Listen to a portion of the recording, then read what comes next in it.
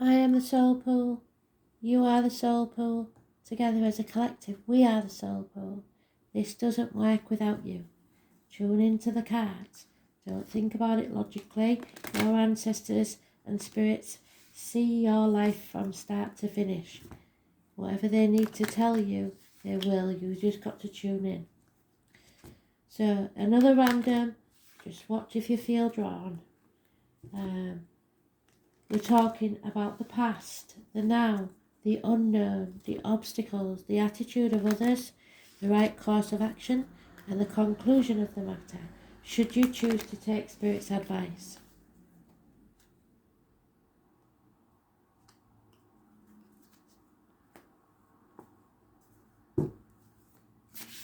So the past, Spirit, please, one card. Frosty. Oh, something needs thawing out. This is a daughter energy. Someone is not mindful. They're heavy-hearted and there's some sort of permanence there. Somebody is stuck in a permanent situation where they don't feel happy. They need to thaw this out and bring happiness back. We have the two imps. So, twins may be involved in this situation for very few of you. But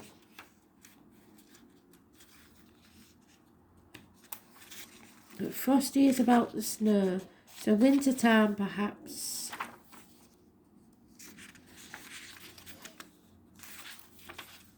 We'll call it Frosty the Snowman and then I can stop trying to pronounce the names. So, Frosty is Thornjot's son. He represents, so it isn't a daughter, it's a son. He represents the lightness and impermanence of the snowflake. Well, at the minute, that's not impermanent because we're in the reverse. So someone is in a deep freeze. And there's no lightness of spirit.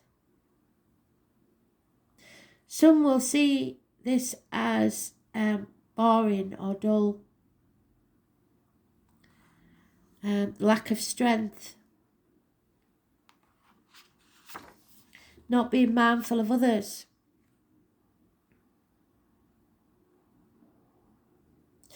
When men battle, the Valkyries collect the bodies and bring them to Valhalla and reanimate them so that they may live in Asgardar and feast with the gods. Midgardar and Asgardar are directly connected, much like you are connected with your own aspirations. There is a supernatural bridge connecting our world and theirs. Reaching over Athelhammer is known as Bifrost or Bifrost, sometimes appearing to humans as the elusive rainbow, so watch for the rainbow. There is a great serpent encircling Midgardar, known as Midgardar's summer. It is one of Loki's children, and we know Loki is a bit devilish. By the giantess Agraboda. So the snake is anybody born 65, and they've been mentioned a lot on it, plus or minus 12, probably February to February, but it could be a bit before or a bit after. The wolf, Fenrir, and Hel, queen of the underworld. So, those born 1970, the wolf, the dog, or someone from your pack, plus or minus 12, February to February. And 3 siblings, perhaps, are each instrumental in this. The Edda tells that Odin threw Midgardsormr into great sea surrounding Midgardar, and there it grew so large that it enclosed the world completely, biting its own tail. When it lets go of its own tail, the world will come undone, and it will instigate Ragnarok, the total destruction of the world. The serpent seems to be both feared and revered. It poses a danger, and all the while keeping Midgard in place, an inherent part of the world, its destiny. This speaks of an element of Nordic mythology where danger is also a saviour, and the destruction and construction forces alike are also inherent in our world. Midgard has the element and has both safety and a sense of vulnerability. So, someone has put themselves in deep freeze, not living their life because they know that the danger is coming. But from the danger is actually what they desire. So they don't see that. They want to stay safe in a place where they don't have to face that danger. So nothing will change the belief. However, what they don't understand is that the danger will arrive, even if they try to put it off. So the now time. Nifl. Somebody is in the darkness, the fog. Can you see that? Storms raging around them. Nifl, the darkness and the fog. Things are not clear. Again, it's the imps, the twins.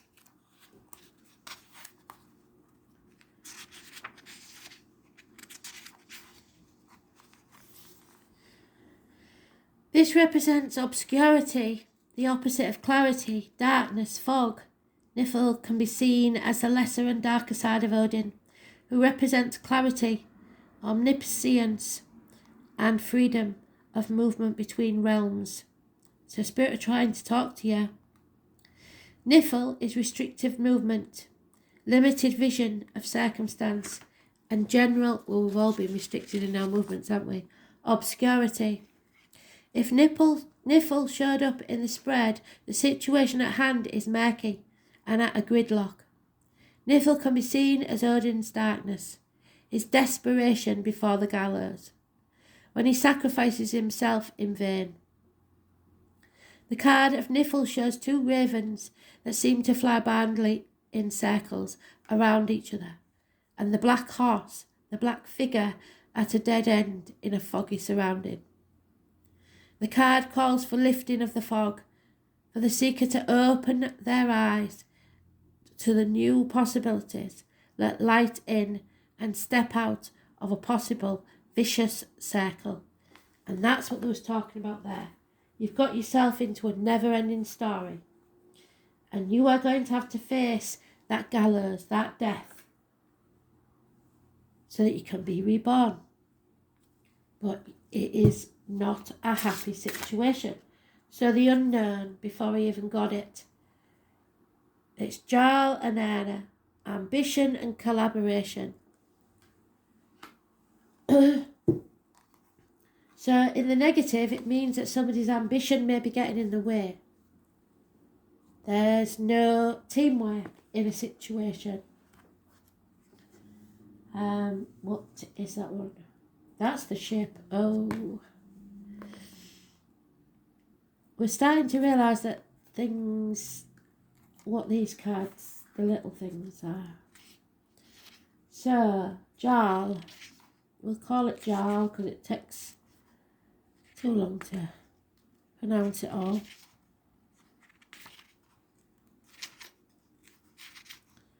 Where are you, Jarl? There it is. So it is in the reverse. Jarl and Heimdallr, first son, or is Heimdallr's first son. He and his wife Erna are ambitious and innovative collaborators in everything they do. So someone and his wife do not collaborate.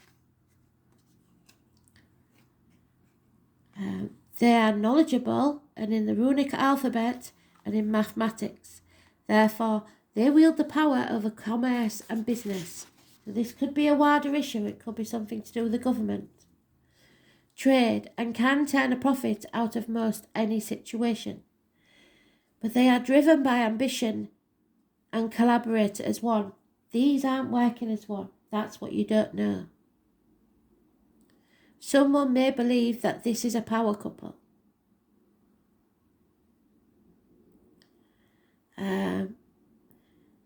Jarl is Helmunder's first favourite son. His name means Earl. He becomes a leader and represents the upper classes. If we look at him relative to class division, there you go, class division. The couple's representation of a long for upper class status and the possibility to move between classes through work and innovative labour. So what you don't know is that this is about greed. And it's not working because this couple aren't working together. They're in it for the wrong reasons.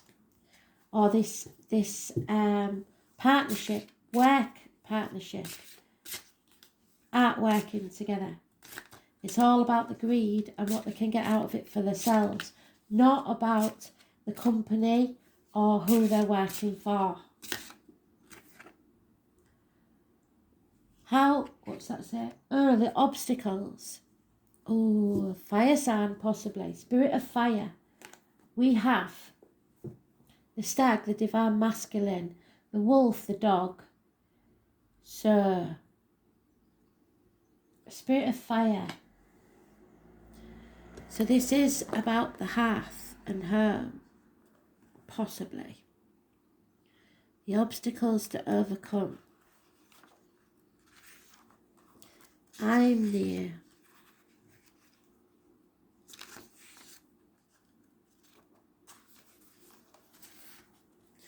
I'm near is the personification of fire, so it could be a fire sign. He is one of the sons of Muspel, whose flames engulfed the world at Ragnarok. Imnir's energy can be very useful, but it is a precarious one.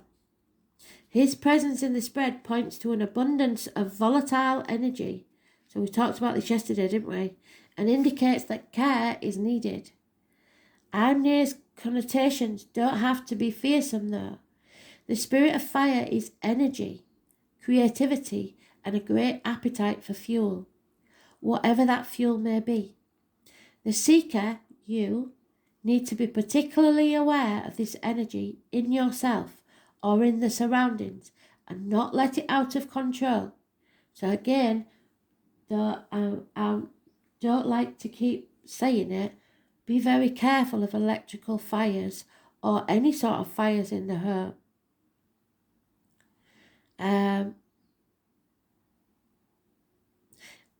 It will lead to your downfall if you do not control this. However, if this energy is harnessed, it is a great asset to have.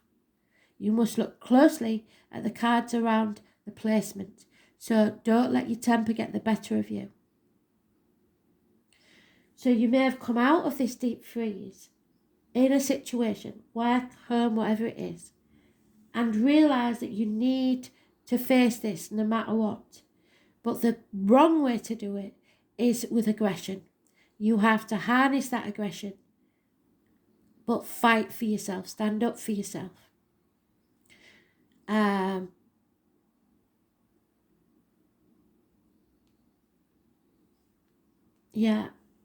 He brings the energy. So the energy is there. It's how you choose to use it. That's what spirit want you to know is an obstacle. You're choosing to use your fire in the wrong way. Attributes of others. So, attitudes of others, Gandalf, wisdom. Others think that you should have learned your lessons by now. Simple as that. This is the anvil.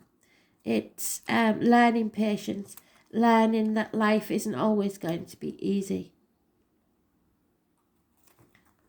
Gandalf, which is quite strange. I'm sure there's a character called Gandalf in Lord of the Rings or something.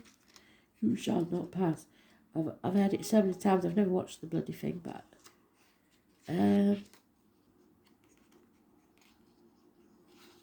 he's a man of books, a man of learning, obviously, because he's so many books there. But he seems to have put his life on hold, living in a fantasy world rather than going out and seeking the world that he reads about, which is quite strange.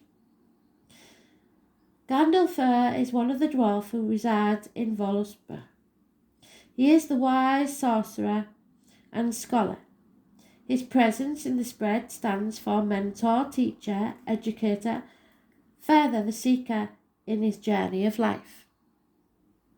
The card encourages an inquisitive mind for the seeker to acquire knowledge in his or her field or profession. So the attitude of others is you must dig to find out more information. Gandalf's name suggests he is kin to the elf. His name means the staff of elves, so he might be a dwarf who has equal footing in Afelheim. His presence in the spread works very much in your favour when it comes to seeking knowledge and using the creative mind and the imagination to further your cause. So educate yourself. If you don't know something or you fear something, find out more about it. I don't care what it is.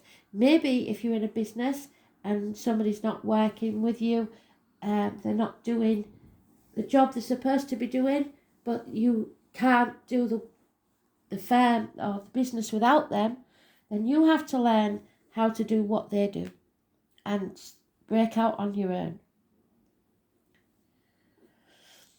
It could be that one of you is the accountant, one of you is the publicist, whatever it is. Learn to do it yourself and then cut out the middleman. Simple as that. So the right course of action, Spirit, please.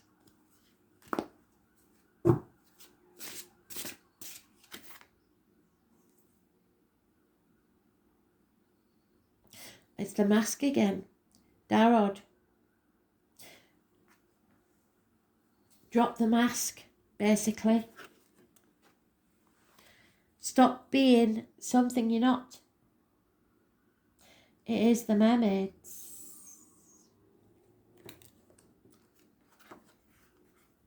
Darod.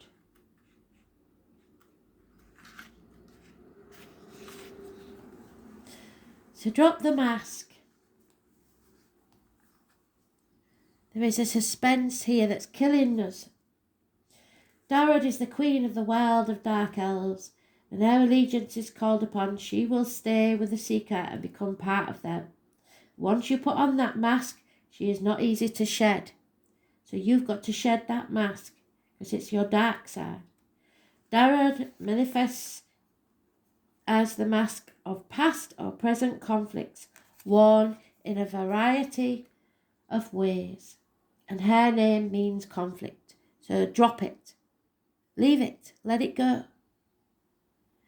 In Icelandic sayings, talks about the dance of Darod, which is the dance of conflict, or even a dance of warfare. This card represents the presence of such a dance, either from the past, but still influencing the seeker. So warring factions, grudges held, or in the present time particularly. If Dari is also present, no, it's not. On the other hand, it's important to know when to take off that mask that has served us up until now. This card suggests to the seeker to understand and identify the conflicts that belong to the past. It can be an indicator to let go of an old conflict or stay strong and fair in a current one. This is something that indicates a mounting conflict, but the seeker is advised to be aware not to be stuck in that situation of conflict. There could be a past conflict that reminds the seeker it's time to let go of old armour. So maybe in the past there was a conflict that was so horrible that you don't want to face it again. But you are going to have to face it, because at that point in time you backed down instead of actually saying what needed to be said. And you've just made this situation even harder than it should be. It is time to drop the mask. So what is the conclusion for our story then, Spirit, please?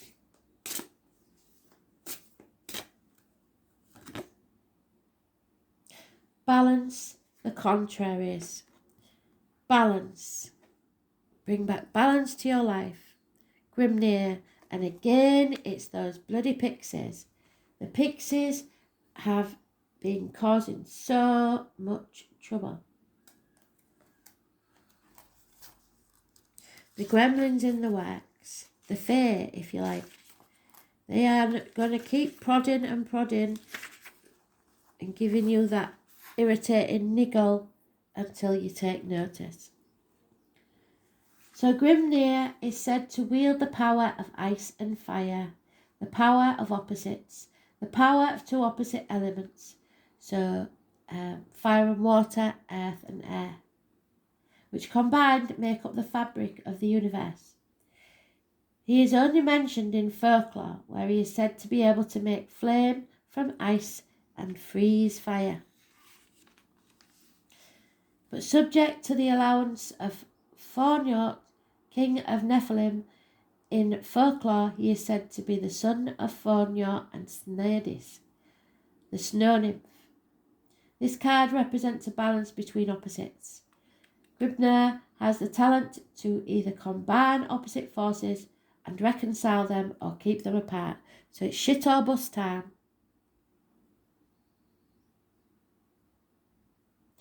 The card can represent a solution or a compromise for the seeker. Whatever happens, you have to keep your temper and either let bygones be bygones or walk away. If Grimnir, have we got Grimnir? No.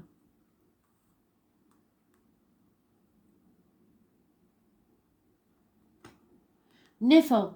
We've got Niffle. Niffle and Hezbollah influence Grimnir in the spread. Niffle will represent a hindrance to the balance. The name means the masked one. Well, we know we've got to drop the mask, don't we? And in some texts, the name is thought of as one of Odin's many forms. So, the conclusion is, stop wearing that mask. Stop living in the past.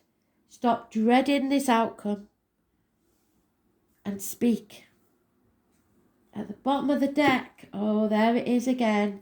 The ship of conflict. Naglfar. So, unfortunately, it is the hearth and home again. So, the big ship, we've had it twice.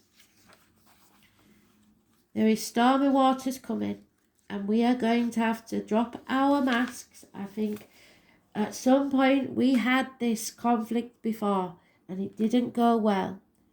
And instead of speaking our truth, we kept the mask on for fear of what danger lied ahead. Naglfar is the biggest of the ships made, and it is made entirely out of toenails and fingernails of the dead. So your ancestors. With the giant Hymir at the helm and Loki as the advisor, Naglfar is the vessel that takes the sons of Muspel across the sea from Muspelheim into the final battle of Ragnarok. The presence of Naglfar in the spread indicates a course taken towards conflict by the seeker, and that the seeker is well prepared for.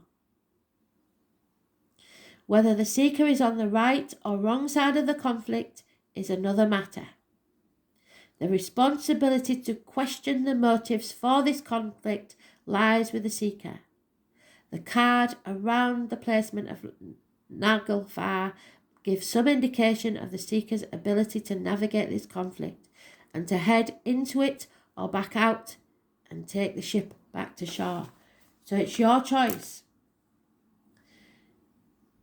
You can stay stuck in this ice deep freeze where you're obviously not happy, in work, career, whatever it is, for the fear of what might happen because you've done this before and it maybe didn't work out so well, or you backed down at the last minute and didn't make the decision needed. And you can either go back and keep repeating that cycle, or you can finally end this once and for all. Your choice. So, we need some cleansing from this. Spirit, please help us out.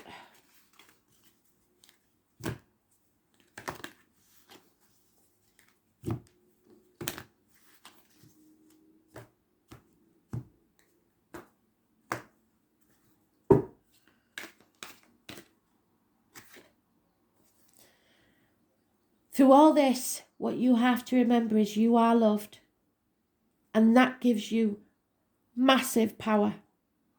And we're not just talking earth love, we're talking your ancestors. All that love and power surrounds you and protects you. You also need to love yourself because that completes the energy. Shine your light, knowing you are loved. So they want you to bloody stand up for yourself. Okay? Don't dim your light for others. Don't be something you're not. Stop wearing that bloody mask and drop it. That's enough for today, I think. Thanks for listening. Hope you enjoyed it. Bye.